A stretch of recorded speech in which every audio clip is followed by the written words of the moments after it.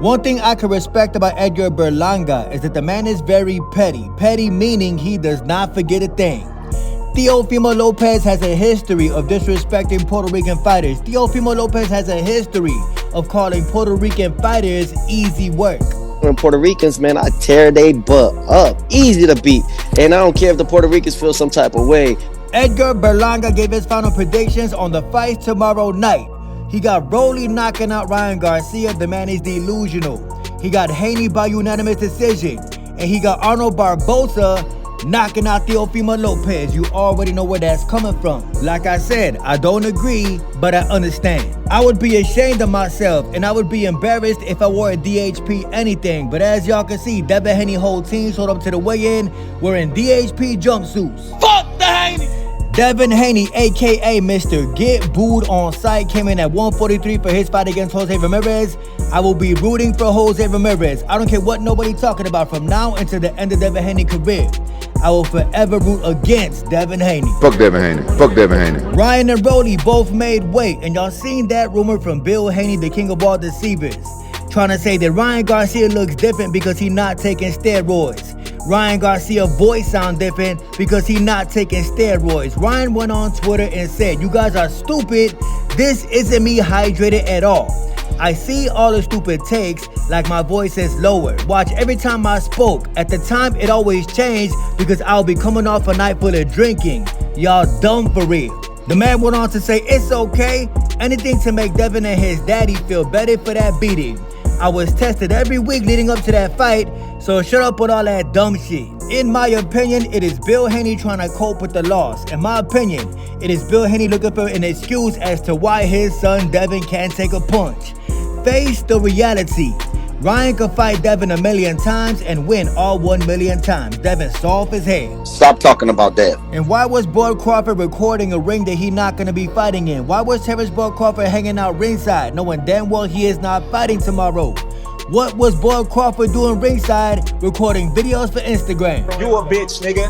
And why was Conor Benn hanging out with Edgar Berlanga? First off, why is Conor Benn in the United States of America? Second off, what does Conor Benn got to do with this fight? Is the man going to call out Ryan Garcia after Ryan Garcia beat Rolly? I really couldn't tell you. But Conor Benn got no business in the United States of America right now. Do not get me wrong, I'm a big Conor Benn fan. I think that Conor Benn beat Chris Eubank Jr. I'm just saying, why the hell is the man going to be at the fight? Who knows? I know Southpaw TV. But right after the weigh-in, Ring Magazine post up on Instagram. Ryan Garcia, age 26, fought Gervonta Davis, Devin Haney, Oscar Duarte, and Luke Campbell. Next up, Rolly, Devin Haney, age 26, fought Ryan Garcia, Lomachenko, Regis Prograis, and George Kambosos twice. Teofimo Lopez, 27, Lomachenko, Josh Taylor, Richard Comey, and George Kambosos. I'm gonna tell y'all who don't need to be in this picture. I'm gonna tell you who don't got the best resume. Devin Haney got the worst resume out these three fighters. Ryan Garcia beat the man. Lomachenko beat the man. The only two fighters Devin Haney beat is Regis Prograis and George Kambosos. Weakest names on this resume. And I don't know too much about Arnold Barboza, but I low-key respect how the man is carrying himself. The man been posting up this flag, talking about he from El Monte. Where is El Monte in California? If y'all know, type it up in the comment section. But low-key, Arnold Barboza conducts himself with class. He carries himself like a man, not like a goof troop like Teofimo Lopez. I am rooting for Arnold Barboza. Let's go Barboza. Yes, Devin Haney is soft. I agree. And we all seen Devin Haney disrespect Shakur Stevenson yesterday. Devin Haney said, quote, "You're not going to see me fighting guys like Josh Padley." I'm not into, fighting Josh Padley's and... Well, Josh Padley seen the interview. Josh Padley said, "I can't wait to prove people wrong. In the meantime, keep talking my name. All publicity is good publicity." Shakur Stevenson said, "Keep on working, bro. They throwing shots at you because they hate me. But the truth will be revealed through the future opportunities, champ. Let's stay focused. Get your sauce up out of here, bro. Ain't nobody even talking to you." That was between Josh Padley and Devin Haney. But you know Shakur Stevenson, one of the biggest clout chasers in today's boxing. And Canelo Alvarez is fighting in Saudi Arabia for an undisputed title that he never lost. Canelo cannot fool the public no more. Just because he fighting for undisputed does not mean he really fighting for undisputed. Canelo never lost that IBF title. They gave it to William Skull. Therefore, the WBC, as they known to do, created a belt that never existed in the sport of boxing. Ring Magazine posted this up, talking about the XO 10 cattle belt, or whatever it says.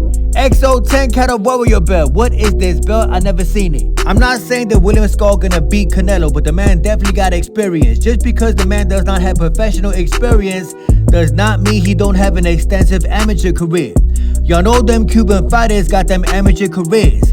And based off the looks of this picture, William Skull is definitely the bigger man. And I think the only reason why Bud Crawford and Edgar Berlanga are in New York City is to see Teofimo Lopez lose. I don't care what y'all say. It's a whole lot of Teofimo Lopez fans that love watching Southpaw TV.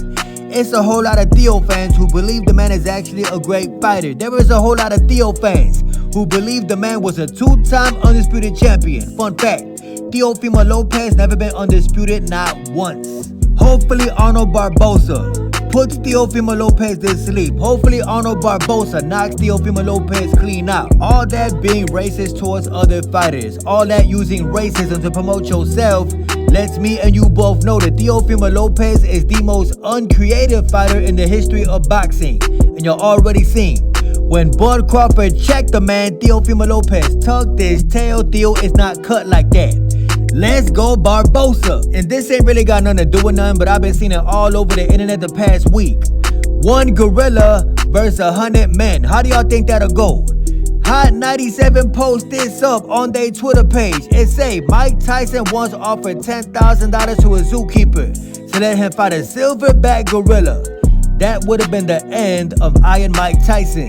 If you've been paying attention to what's been going on the internet, on social media, y'all been seeing this all over Instagram, all over Twitter. One gorilla versus 100 men. Let me just say it like this. I think that the 100 men got no chance. As soon as somebody see that gorilla take out the first two humans, the rest gonna take off and start running. Let me repeat that. 100 men got no chance against a silverback gorilla. As harsh as it may sound, I think that's y'all ego talking. The most fragile thing on the face of the earth is the male ego. Y'all ego got y'all believing that y'all can take out a gorilla, huh? The gorilla will demolish y'all. I stand on what I say.